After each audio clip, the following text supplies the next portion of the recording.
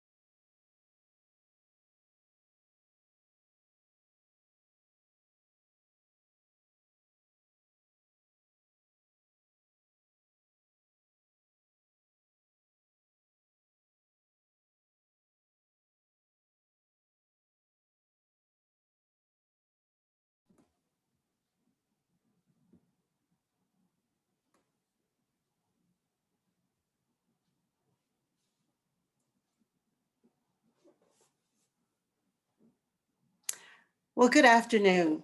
Thank you for joining tonight's presentation hosted by the City and County of Denver. My name is Vanita Curry, and I'm going to be your moderator as we talk tonight about the Kearney Krameria corridor. Let me tell you a bit about how we're going to get your feedback during our time together. Your mic will be muted during our presentation. We will stop to welcome your questions during our Q&A breaks. If you would like to ask a question, type it into the chat box at the bottom of your screen. We will be using the chat feature to forward your questions to the panelists. We also have one polling question that we'd like to give to you, and we'll discuss that later in tonight's presentation. I am joined by several transportation experts from the City and County of Denver, including Riley Lamy, Ellen Forhofer, and Dana Hoffman. They are all from the Department of Transportation and Infrastructure. We also have a team of consultants who are going to be on hand to help us answer your questions during our Q&A break. Welcome, team. Let's take a look at the meeting agenda. We have divided our meeting into 4 big buckets of information. First, we want to review what is a neighborhood bikeway. Then we'll give you an overview of the project. We'll pause to take your questions before we dive into highlighting our concept design survey. We'll stop for more questions. Then we'll end with a poll question and ways to ensure you know how to stay engaged. I'd like to hand things off to Riley to begin our presentation tonight. Riley. All right, thanks so much, Vanita. Again, my name is Riley Lamy, and I'm a transportation planner with the City and County of Denver. I work in the Department of Transportation and Infrastructure, or DOTI for short. So I'm going to start our presentation off tonight by talking to you about what a neighborhood bikeway is. And the word neighborhood bikeway, that can be kind of a confusing term for some folks, because though it's called a bikeway, it's not a bike lane and it's not a dedicated space for bicyclists. But instead, what it is it's a series of safety improvements that are designed to benefit everyone that uses the roadway. And primarily those safety improvements are designed to be focused at the intersection in order to help people biking, walking, and driving to get across the intersection more safely. And so the goal of a neighborhood bikeway is really to discourage speeding and to help make it so that to prevent cut-through traffic, as well as to really make the intersections more safer to cross and increase the visibility of everyone that's crossing at the street. One of the benefits of a neighborhood bikeway is that because it's a shared street condition, it does maintain on-street parking throughout the corridor. I know that there were some questions that Councilwoman Sawyer got to her office about this project with regards to parking. And so I wanted to clarify that the type of project that we're talking about tonight is retaining parking on both sides, because again, we're talking about a shared street type of condition. So if you go to the next slide, I'll talk to you about what you can expect as a part of a neighborhood bikeway. And before I begin, I also want to clarify that a design has not been started for this project yet. So there is a survey that's out in the community, and we're going to share a little bit more information about that survey and why we're asking those questions in just a minute. But we're really at the beginning of this design process. And so we'll talk a little bit about what you can expect through this process as we go forward. So a neighborhood bikeway, as I mentioned earlier, it's meant to be a series of different traffic calming improvements that are really primarily focused at intersections to help people biking, walking, and taking transit and driving to more safely be able to travel down the street. Some of what that can look like, starting with what the images on my screen to the left, are wayfinding signage that helps people be able to navigate on a bike to different destinations. There's also pavement markings that might mark where you can, that alert both to drivers and bicycles that the street is shared between different modes.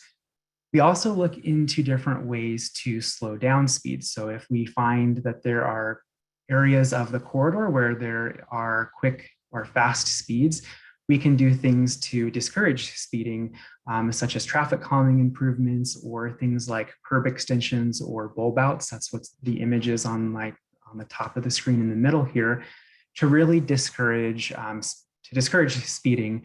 And then we can also do things that prioritize local traffic, such as making the pedestrian refuge island that you see in the bottom of the screen. And these improvements collectively are designed, again, to sort of slow down speeds, make the street calmer and more easily to navigate. And so the reason why we call this a bikeway, even though it's benefiting all modes, is because this is part of a network of streets that would be suitable for biking. And so these improvements are designed to make the street more suitable to bike on. So as I mentioned earlier, there's a survey that is out that's asking about what those treatments are, that's asking about questions about the neighborhood bikeway. We're going to use that survey to determine what some of those treatments are that were on the previous slide.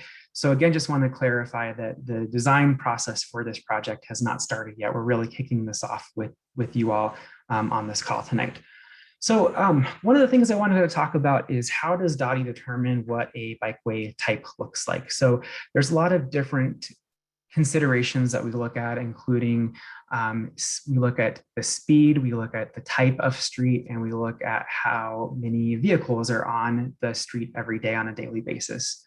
The street that for Kearney and Krameria, what we're looking at is on the image on my left, again, is a local street. And the reason why we feel that that's suitable to be a neighborhood bikeway, which is again a shared condition between people driving and riding bikes, is because it's a local street that has low volumes and low speeds. And other parts of the city where we have higher traffic volume or higher speeds, then we'll use a different type of treatment, which is shown on the screen, or shown in the images to my right. Next slide, please. So again, I've explained what a neighborhood bikeway is and what it isn't, and I want to give you a little bit more of an overview about the corridor that we're here to talk about with you more tonight. So specifically talking about Kearney and Krameria. So this project is a pretty long project. It goes from East Smith Road all the way down to Virginia Avenue. It's on Kearney for part of it, and then it jogs over temporarily to Krameria Street, and then goes back to Kearney. And this was a project that was originally identified from the Denver Moves Bicycles Plan that was done in 2011 and then updated again in 2015 through community input. And this was a project that was funded through the Elevate Denver Bond Program. So a lot of you may remember that back in 2017, Denver voters voted for a series of improvements for mobility and transportation and really enhancing the city. And this is one of the projects that was voted on and approved as a part of that project or as a part of that process. So this is, as I mentioned before, a pretty lengthy project because it does extend across multiple council districts. And again, what is really designed to help improve crossing and safety for all modes, really primarily focused at those intersections. Next slide, please. So just want to quickly talk through some of the things that this street would connect. So as I mentioned before, this is helping to create a nice north-south connection. We're looking at being able to connect different schools that are along the corridor. This also would connect a lot of different neighborhoods that are along here as well. Next slide. And then going to the south in a little bit more detail, you can also see that there's quite a few schools, again, that this project is connecting to. And again, just quite a few neighborhoods that this is creating a north-south connection to. One of the things that we've heard about so far in our existing network of roadways that are suitable for biking is that it's hard to go north and south. And so this project would be designed to help facilitate getting north and south. So some of the benefits that I just mentioned, again, are creating that north and south connection. I already touched on the fact that there's a lot of schools, so being able to create additional ways to get to some of the schools that are along these streets. And then also, one of the things I would like to point out is the fact that this does create a connection to the Cherry Creek Trail. There is an entrance off the Cherry Creek Trail that runs up that runs up and connects to Virginia. And this would tie into that trail connection. So providing a way to be able to actually connect all the way into that into that trail. Again, one other thing that I've touched on, just for those of you that have joined us a little bit later, because this is not a dedicated bikeway and that it's not a formal bike lane, and that the improvements are really focused at the intersections. One of the benefits is that, again, regardless of whether you're a bicycle, a pedestrian, or even driving, it's helping you these improvements would be designed to help you be able to more safely get across those intersections. You can see on the map on my screen how many, the thick white lines indicate some of those busier streets. It's really helping people to be able to more safely and more easily get to navigate those streets. Next slide. So I'm going to hand it off to my colleague, Nikki. One of the things that we do before we start looking at a project is we take an assessment of all the existing conditions. So we'll look at all the data along the corridor. And and one of the other parts of that is your feedback, which we'll get to in a little bit. So Nikki, I'm going to hand it off to you. Yeah, thanks, Riley, and thanks for kicking me off there. So as Riley mentioned, we collect an extensive amount of data on the corridor and kind of take that along with your public feedback to kind of just help us understand the conditions on the roadway and confirm if Kearney Street's going to be an appropriate corridor for neighborhood bikeway. And then, so with that, we've completed an extensive crash analysis from crash data over the last several years. And when completing the crash analysis, we identify locations where there's either a high number of crashes, as well as crashes that involve pedestrians, bicyclists, or result in a serious injury. And so with that, there's 5 crashes from January 2017 to, sorry, can you go back? to December 2019 that involved people bicycling, 4 that involved people walking, and 3 that resulted in a serious injury crash. So I'll come back to crashes in a second because we've got another slide on that, but just to touch on speed data. So we've collected speed data at several locations along this corridor and found that throughout the corridor, the 85th percentile speed ranges from 28 to 32 miles per hour. And then another thing that we look at is the 311 calls and kind of what the transportation related 311 calls are on this corridor. And the majority of those are related to maintenance and signage. And then lastly, we know specifically that the Crestmore Park area is an area where there's high turnover parking. Okay, can you go to the next slide, please? Thanks. So just to kind of touch on the crash data a little bit more. So this is a map of all the crashes that have occurred from 2017 to 2019. And the dashed orange line with the yellow background kind of in the center of the graphic, that is the Kearney Street corridor. And then all of the solid lines represent where there's already an existing bike facility. And then the dashed lines represent where there's a proposed bike facility. And then all of the blue dots you see on the map are the number of crashes that occurred by location. And the larger the dot, the more crashes there are at that location over those 3-year period. So with that, you can see just some locations that pop up as locations with larger number of crashes are 23rd and Colfax, 14th, 13th, and 8th, just to name a few. But we'll basically be using all this crash data when we get into the design phase. As Riley had mentioned, we are not there yet. We still want your public feedback and taking that into account with all of this information. But we'll be able to use this data in a way to help improve safety at those locations. So making it easier for pedestrians and bicyclists to cross at those locations, and really honing in on those areas where there are ped and bike involved crashes or crashes that have involved serious injury. And then next slide, please. And then lastly, here is just a map of the speed and volume data that we collected along the corridor. And just at a really high level, volumes on Kearney Street fall within the acceptable range for neighborhood bikeway. However, speeds are a little bit higher than we desire for neighborhood bikeway. So again, when we get into the design phase, we're going to be taking all of this information and designing the corridor in a way and installing treatment types that will assist in reducing speeds along the corridor. And then with that, I'm going to kick it over to Nora. She's going to lead us in the question and answer. Thanks, Nikki. There are a lot of questions coming in. We're glad to see the level of engagement. And we're going to start with a question that came from several different people about how you can fit improvements on this corridor. Can you, given the width of the corridor itself, can you describe how neighborhood bikeways operate in slightly more detail and how they fit into from curb to curb in a corridor? And I'm going to send that question to Riley. All right, thanks so much, Nora. So great question. As I mentioned a little bit in the beginning of the presentation, it's not a bike lane, so it's not a dedicated space for bikes.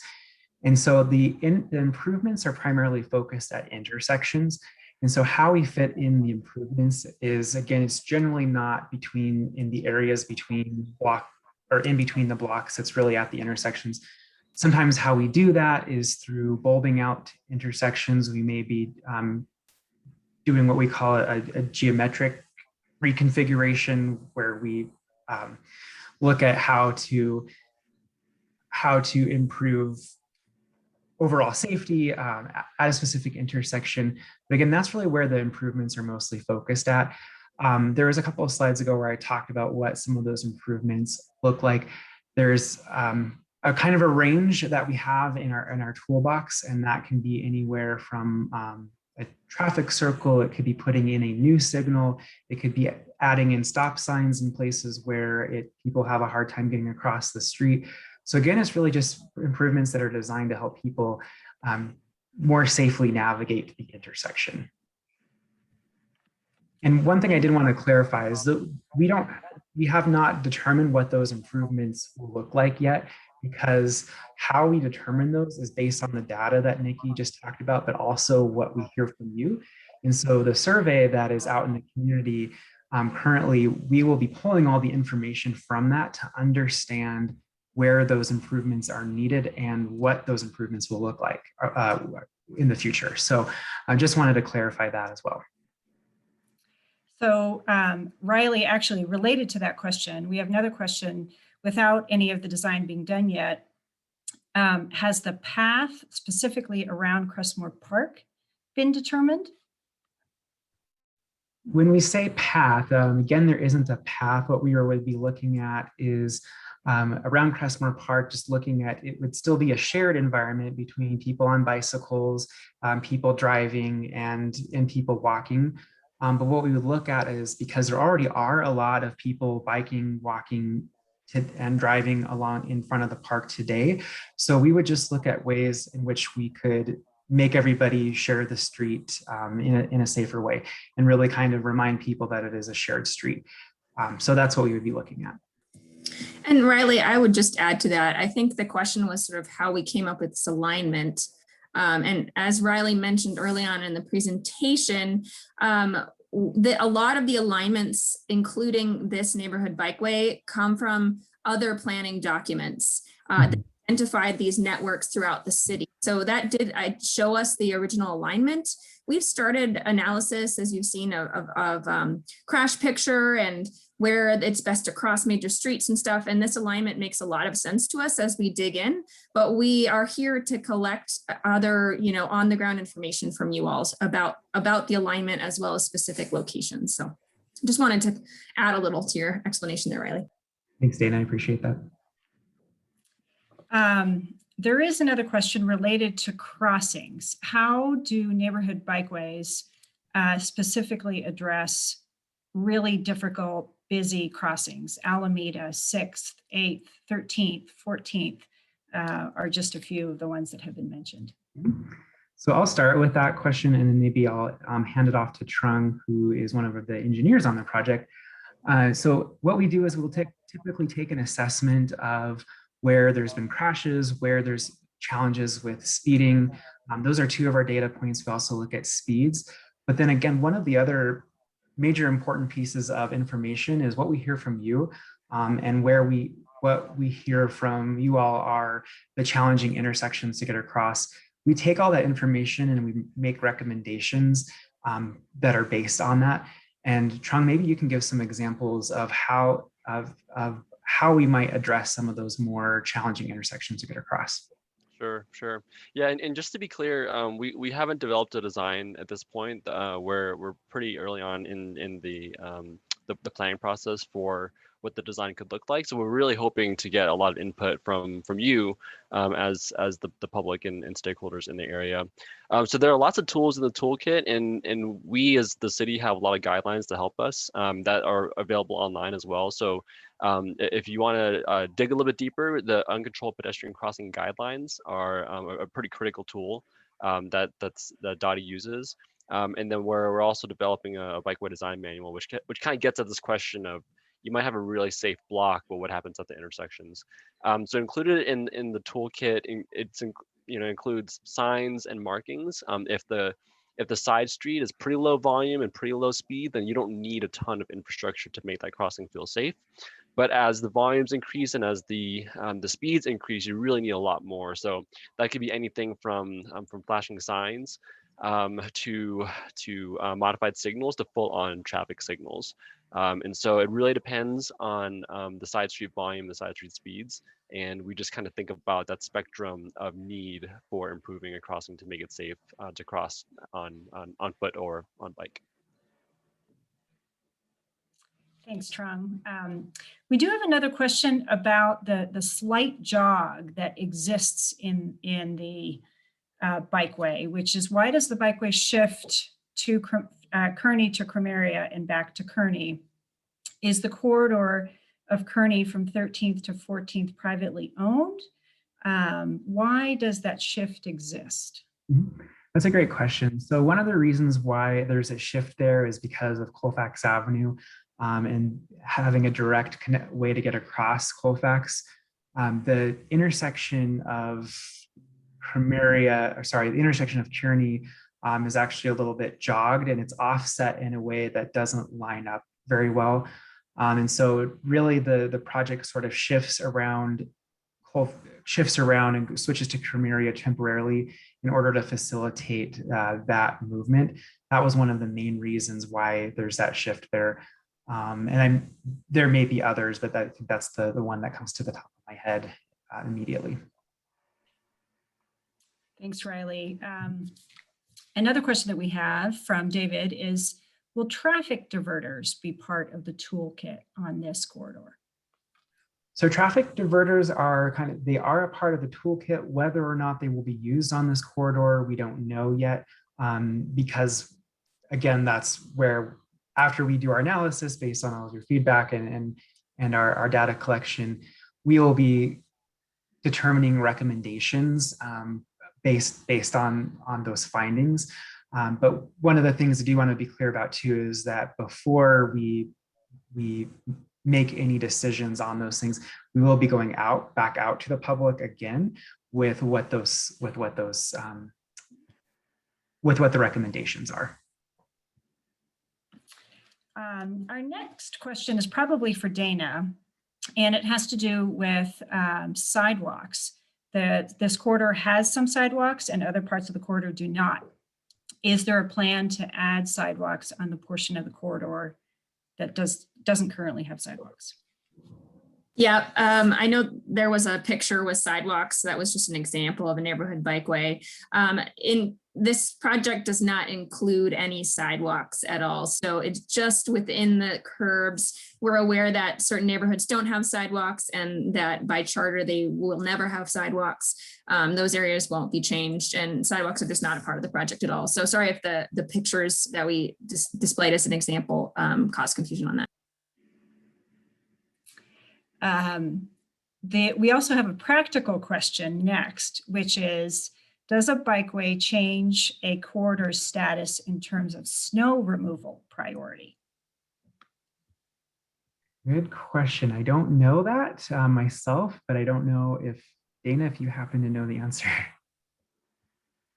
Yeah, I don't have a specific answer to that. Typically, unless there's a major snow like the one we just had, we don't plow local streets at all. But for major snows, when we're bringing out sort of the smaller trucks to do the local neighborhood routes, we often will prioritize the slightly larger local roads and roads that carry bike traffic or connect to things like parks and schools and such. So I don't think you'd see a significant change in priority, but it would be just sort of one more element for when we do plow local streets during major snow events. Thanks, Dana. The next question actually comes from Michael, who asks, has anyone on the involved in the design process ever visited Southmore Drive on the weekend during soccer season? And I'm actually going to send that question to Trung to maybe talk about traffic counts and parking counts and the background that goes into that. Sure, I'd be glad to start, and Dana and Riley and Ellen, feel free to jump in. We're aware of the concerns with the parking activity, especially on the weekends during soccer season, pre-pandemic and hopefully post-pandemic as well. Our approach is that the street is going to be intended to be safer for all modes after a neighborhood bikeway is installed. So not only for people walking and people biking, but also for people driving. As Riley mentioned, there probably isn't a huge need for any kind of traffic diversion because the traffic volumes are pretty low, relatively speaking, and are within that threshold for neighborhood bikeways. But the speeds are on the higher side, and in our primary concern with the street along Crestmore is there's that curve, right? And so the sight distance is a little bit challenging, and that makes pulling into and pulling out of parking fairly difficult if folks are traveling at high speeds. Thanks, Trung. And our last question in this question and answer session, there will be another one later in the presentation, is also for you, Trung. It's from Lisa. Are you considering making Kearney Street one way? The odds are very, very low that would happen. Kearney Street and Krameria Street are the residential streets there's almost the entire length of the corridor, there's front-facing properties, it's very unlikely that we would recommend any kind of one-way conversion.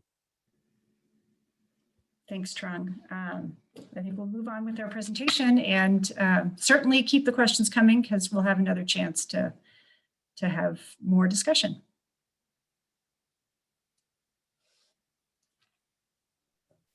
Great. Well, thank you everyone again for your time tonight, as well as your questions. Great to see a lot of good thought happening in the chat and good questions getting answered. Again, my name is Ellen Forthofer. I am a planner with DOTI, helping to support this project. And I'm going to speak briefly about the process that you can expect to see as this project moves forward. And then I'll highlight a couple of opportunities to continue to stay involved, one being a survey that we currently have open, as well as where you can find more information on the website about this project.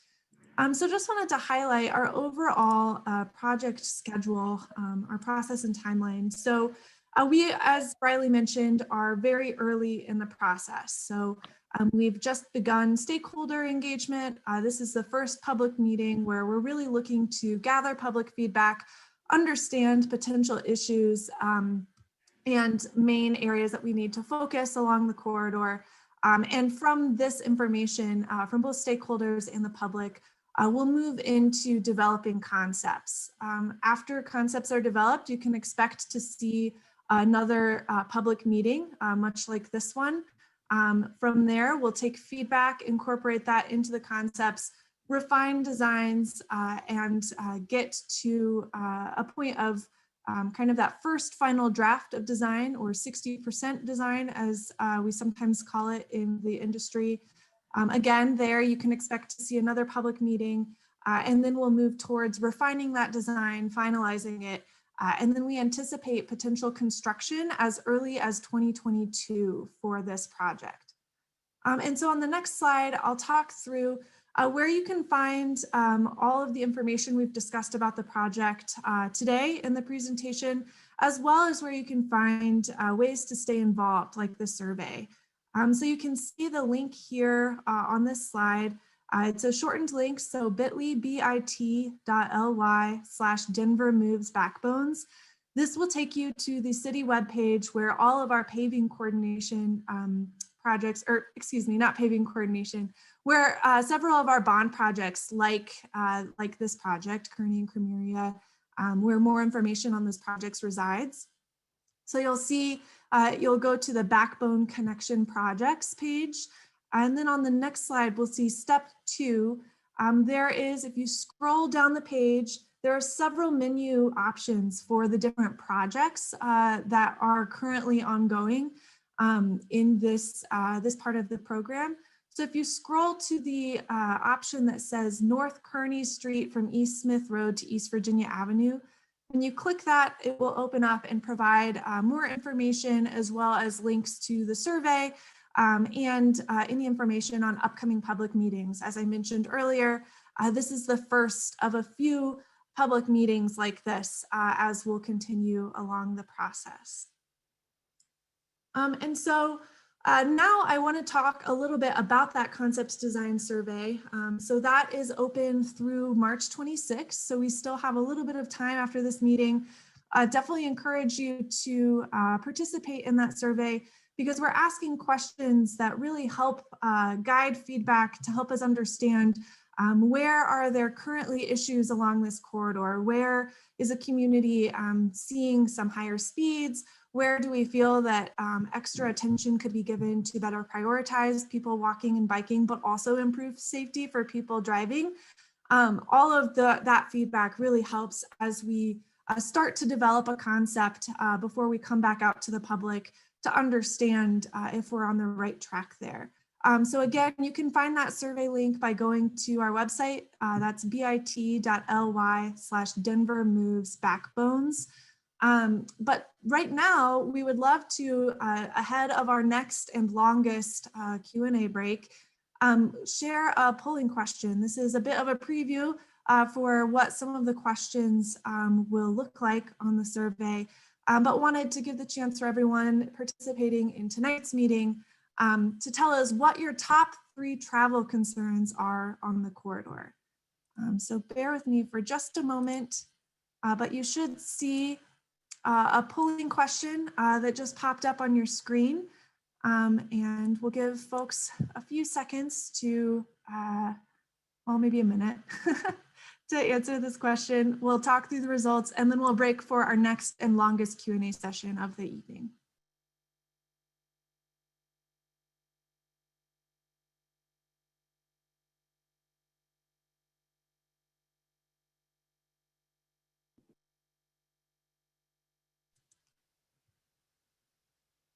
So it looks like we've got a little over 60% of you have voted in this poll. We'll wait just a few more seconds here, trying to get a few more answers.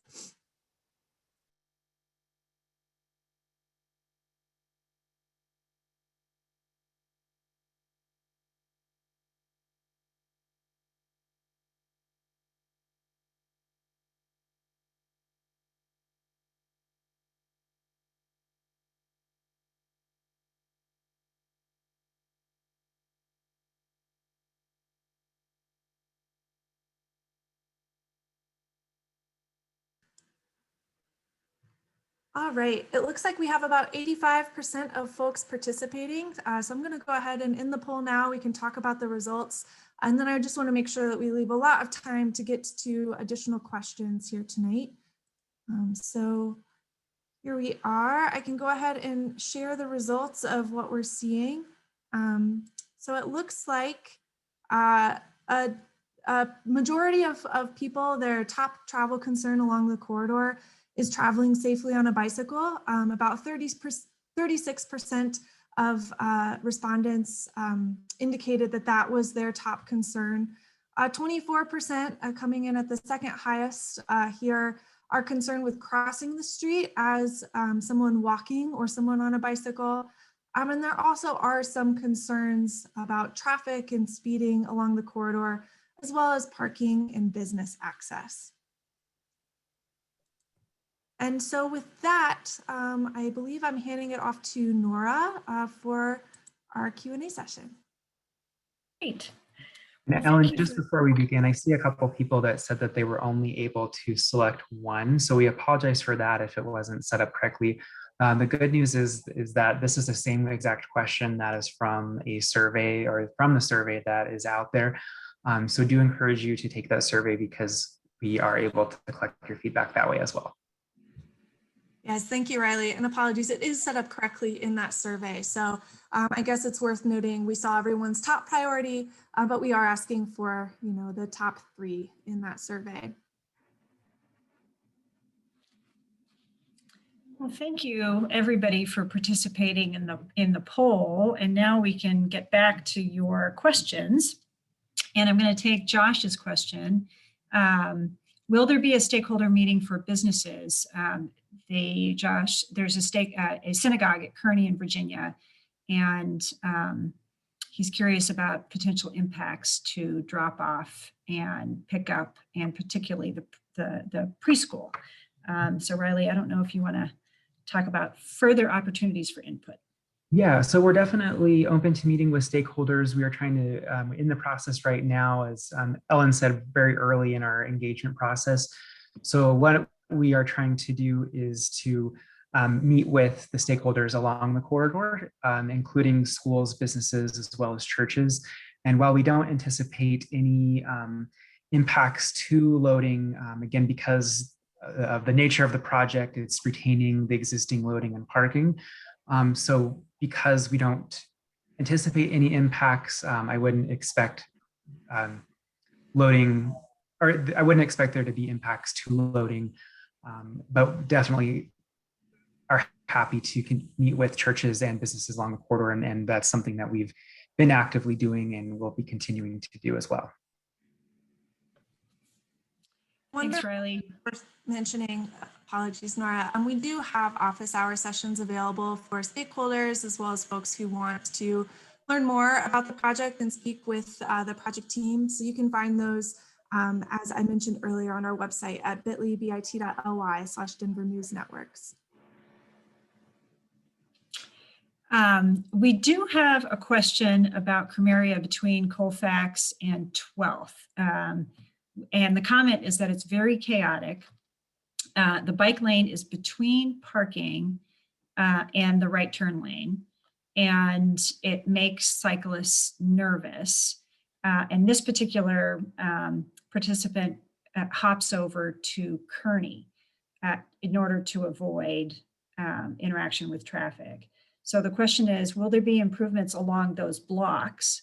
And would you consider using bollards or heavier barriers to protect cyclists along that commercial strip?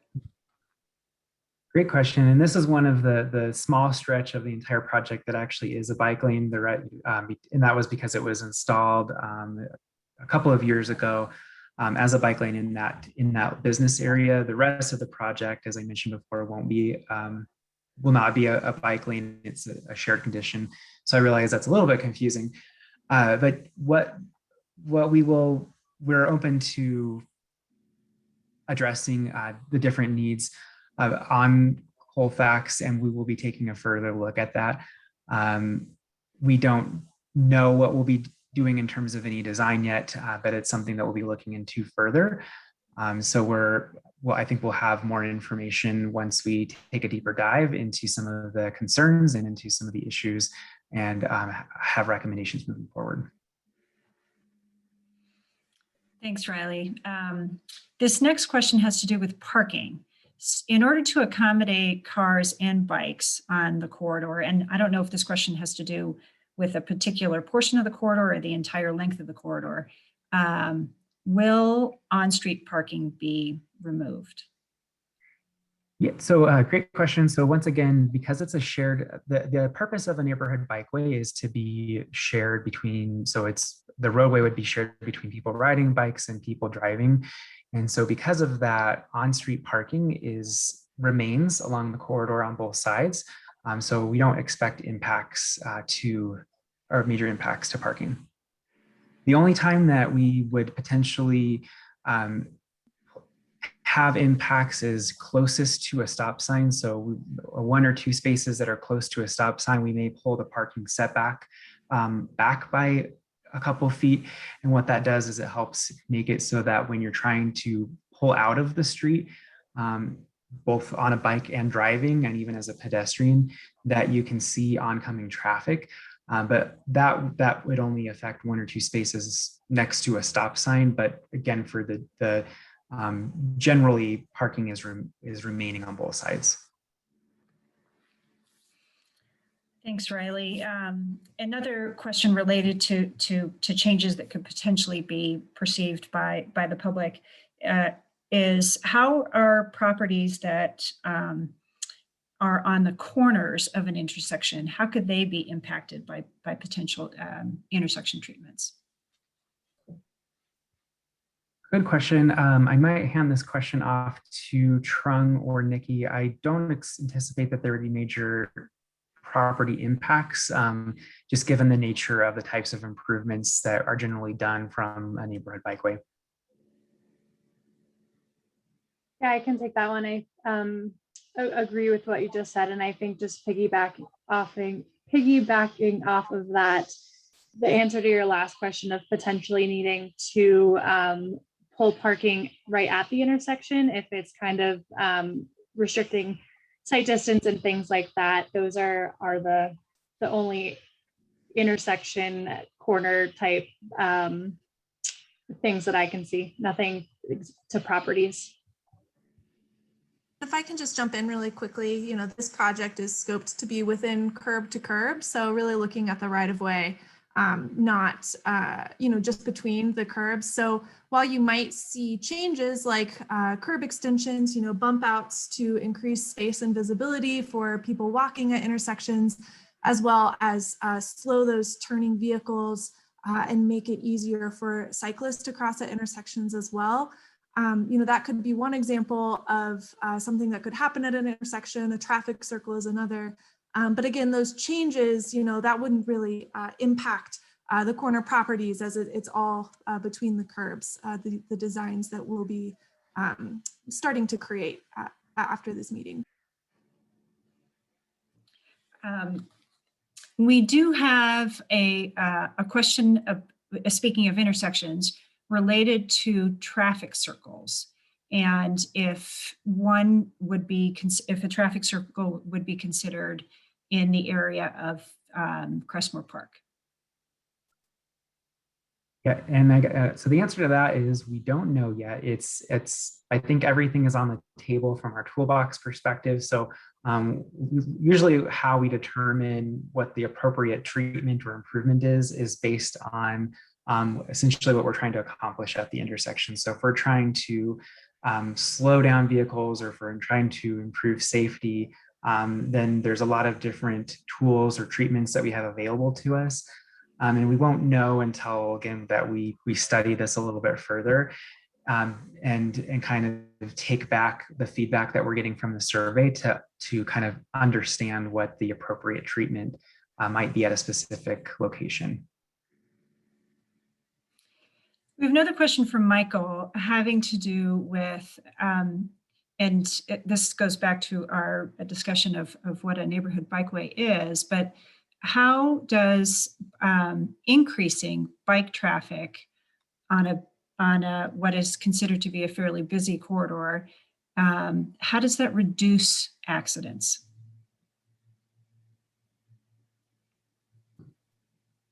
Would you like me to take that question, or I can? Riley, yep, that would be great. Or Trung, whoever Sure. is most comfortable taking that. So I can take a stab at it. So one of the things I would say is that it's not necessarily we don't anticipate that there's going to be a major increase of bicycle traffic. It's more that it's giving people that option of riding a bike. I know that today there already is a fair amount of people that do ride the corridors, so it is making it safer for them. To the second part of the question, if you can repeat that one more time, Nora.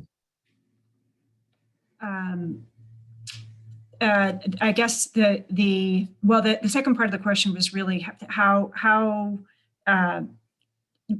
does adding traffic to the corridor actually impact accidents? And Nora, I can probably also take a stab at that. So as we've mentioned, a lot of the changes we make as part of a neighborhood bikeway are at intersections to clarify the space and to slow down users' speeds. And we know that there is a very, very strong connection between the speeds of drivers and safety on the street. So ensuring that we clarify those intersections and keep speeds at the speed limit or below, even in some cases, that's where we see a lot of the safety enhancements that are going to take place. Another thing that we find from research is that all users being aware that other users are in the space. In other words, if you're a driver and you're aware that there are going to be a lot of bikes on the roadway, you're reminded of that through the signage that's there, then you're going to be more vigilant and drive more safely. So actually, the more bikes we tend to see on a given roadway, the more likely everyone is safe on that roadway. And that can seem counterintuitive, but research shows that the more we're aware of different users on the street, the more likely all those users are going to be safe. And Dana, while we have you, this question is probably for you as well. Why Kearney Krameria as a bikeway, and is this a done deal, or are you considering other routes? Yeah, so again, the initial routing comes from the citywide plan, and then Denver moved, and then we've begun this process of technically vetting the route and making sure that we're not missing anything as we did that citywide work. And so far, from a technical perspective, we really do feel like this route is the best. But we certainly want to hear what the community issues and concerns are, especially if we're not aware of particular needs along the corridor, or if there's just overwhelming need for it to be somewhere else. We're certainly open to those other routes. And the technical, analysis needs to be balanced against community input and need. So I guess that's sort of not, it's a clear as mud answer, but that's sort of where we're at as we continue the design. We want to hear from you guys. It's not firm and finalized, but we are seeing from our analysis that it is probably a good route for a variety of reasons. This next question probably goes to either Trong, Nikki, or Riley. Do improvements or do traffic calming and bikeway improvements to this corridor include signals, new traffic signals? Yeah, that's something that is on the table. So that we're willing to consider in past neighborhood bikeway projects. That's something that we've looked at in places when the funding is available, is if there's opportunity to introduce new stop signs or signals. So if there's a location, for example, where we're experiencing a lot of crashes at it, or we are hearing from the community that there's a major challenge getting across the street, we will sometimes investigate whether there are treatments available, such as signals or new stop signs, that would help to make that intersection safer. And Riley, again, while I have you, there continues to be some confusion regarding parking and potential loss of parking, and it might be worth reiterating what the parking impacts are expected to be. Right. So once again, because this is the purpose of a neighborhood bikeway is a shared street. So that means that it's not a bike lane, it's not a dedicated space. It's called a bikeway because by slowing down the speeds and by improving the street at the intersection, it makes the street more suitable to ride a bike on. But again, because there's not a dedicated space, we're not expecting impacts to on-street parking. So one of the benefits about having a shared street is that knowing that it is a residential street and knowing that it is a local street is that it would retain parking on both sides of the street. Thanks, Riley. This is either for Riley or for Ellen. Is there a price tag, a cost associated with this project at this point? I can maybe take a shot at that one, and then Ellen, feel free to jump in. So all of these projects, when they were first approved through the Elevate Denver Bond Program, there was a kind of a general budget that's given to them. And I don't know off the top of my head what the cost is or the budget is for the project. What we have to do is go through the design process and understand what it is that we're building. And then based on that, we will come up with a cost. And it's from that cost that then we have available as our budget to build the project. We won't know that until we get a little bit further into the project, but I know there is a limit in terms of what we can spend on this particular project. And I don't know that off the top of my head, but we can compile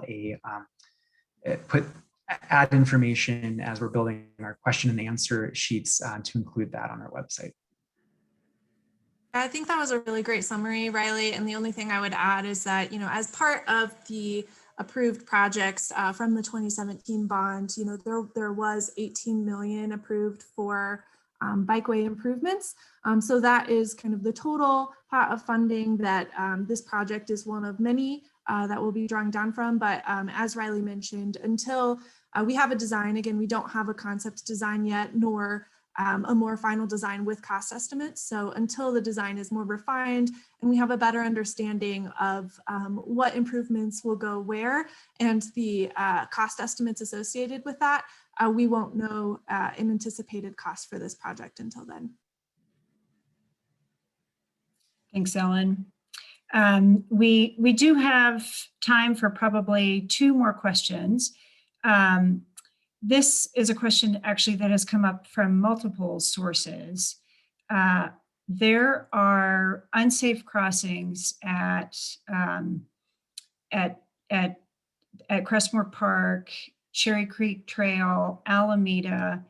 Is it possible that portions of this corridor actually could be upgraded to a protected bike lane? I'm going to maybe pass that question to either Trung or Nikki.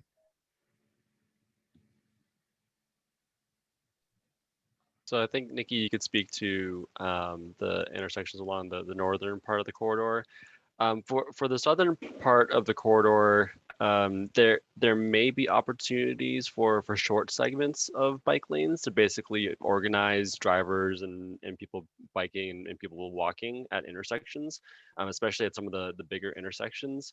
But we just don't know at this point. And so it really kind of depends on what the ultimate recommendation would be for, whether it's a signal or it's a pedestrian hybrid beacon, or it's just signs and markings. It really depends. And so we don't really know for most of the intersections at this point. Yeah, and just to answer for the north segment, I agree with Trung. We'll be looking again at all of the volume and speed data that we collected and kind of using those two together to help us determine what the intersection treatments are. I would just add on top of that, we're getting a lot of comments and thoughts along with the questions in the chat, and we're noting all those down. So things like these intersections that feel scary are gonna go into our math about the final design. Actually, I do have two more questions before we go to our closing slides.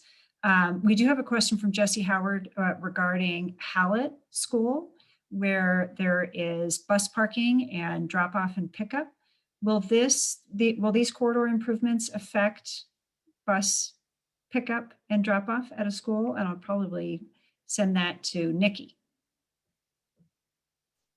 Yeah, I think that's something we can look into more detail on. At this time, I don't think so. But one thing that we'll definitely want to make sure we're looking closely at is making sure that the bicyclists and the buses are interacting safely together. So that's something we'll definitely note and flag and make sure that we include in the design, but shouldn't impact, again, parking or loading or things like that.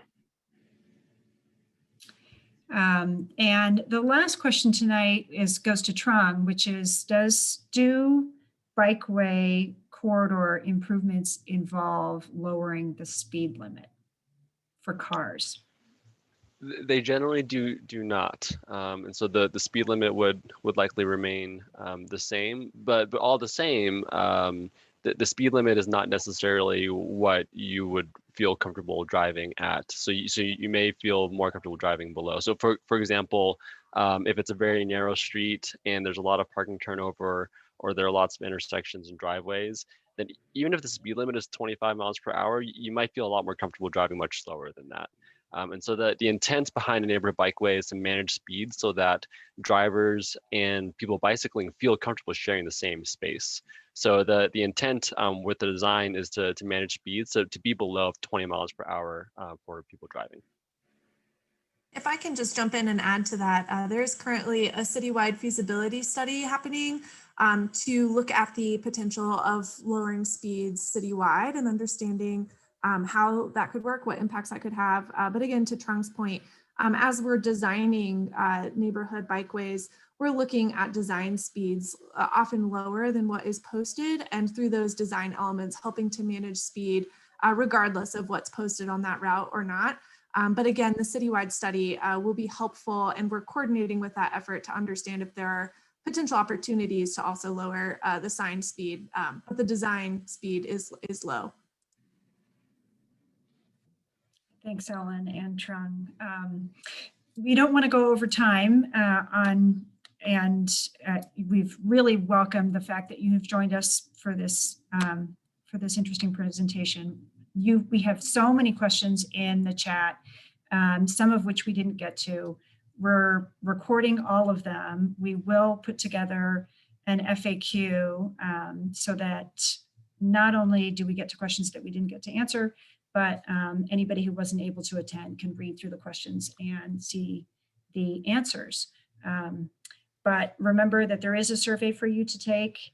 There are also office hours where you can ask further questions should you wish to do so.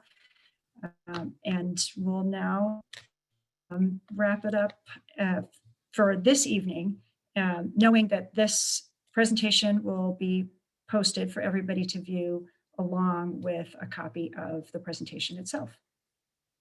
And thanks again for everyone that's joined us again to how you can provide.